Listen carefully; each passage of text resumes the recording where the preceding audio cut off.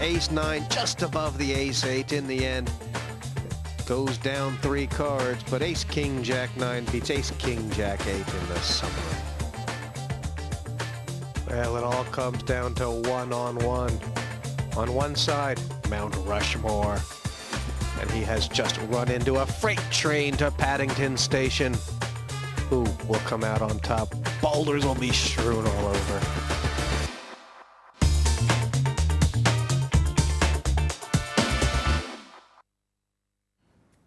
No one to play with? There's always PartyPoker.com.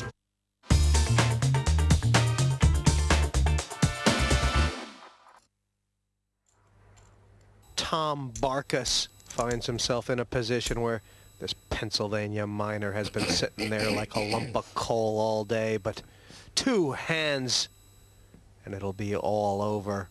All he has to do is beat the feisty young jackhammer from the east side of London, Dave Clayton, who has been moving and grooving with or without hands. And Steve Davis, how do you handicap it? Well, obviously, Dave Clayton has a 2-to-1 chip advantage. That gives him some room for manoeuvre and the possibility to take a pot shot should the older gentleman go all in, but he hasn't been showing too many signs of that, or too much sign of aggression. It's going to be interesting to see if Dave Clayton carries on stealing the blinds.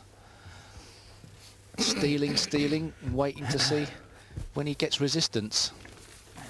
Yeah, the head-up game, very different from 5, 4, 3, or 6-handed. And looking at these graphics, big differences in these statistics. Yes, they tell their own story, don't they? Tom Barkas has got there. That's by having some very big hands and winning very occasionally. Dave Clayton's been doing a bit more manoeuvring, much bigger bet frequency. And, he's got the reward, he's got the advantage, but that's all it is. It's just an advantage. Yeah, I mean, Barkas probably had to be head up on the internet and win just to get here, so. Gonna be first to speak on the button. Call. Now he calls. No raise? No raise. And if a jack comes, Action. But if a 5 comes, he should have raised. oh no. Oh, goodbye. Tom Barkas has had a charmed existence so far.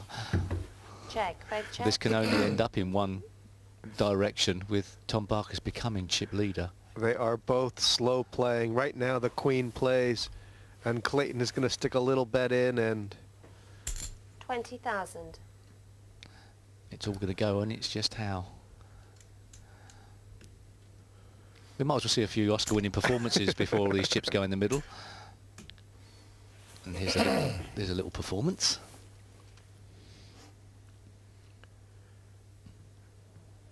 you wonder if there's any way that all these chips don't go in. Call. Slow playing the trick jacks. Barkas is almost over slow playing it here.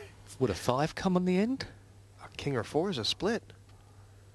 Here's the river.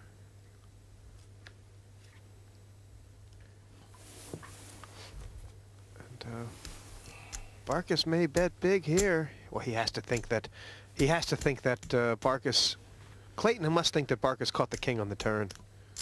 50,000. There's no getting away from this, is there? All in. There was a possibility, even if an ace came on the river, that it was a split pot as well. So Call. Call. All in and a call. this is unlucky for Clayton. Oh man. And this is a fairy tale story in the making. Tom Barkas has just taken How much is it?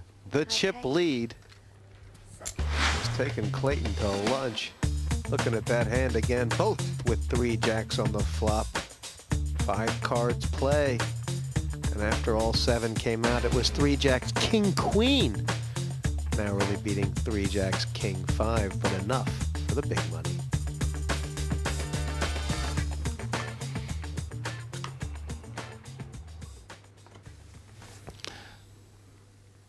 Can he make the move with nothing?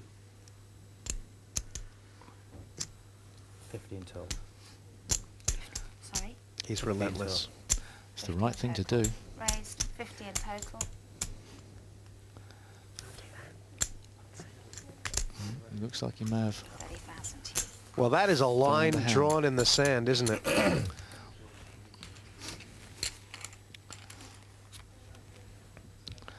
But it's what happens after the flop that now becomes important, because he can be put off the hand as well. Right, you are. And he may well be put off the hand if, and it's a big if, Clayton can make a bet. Barkus Check. checks, that was certain. Check. Oh, Clayton Clayton's can't bet. scared of the ace. Can't bet. Oh, if he'd have only known.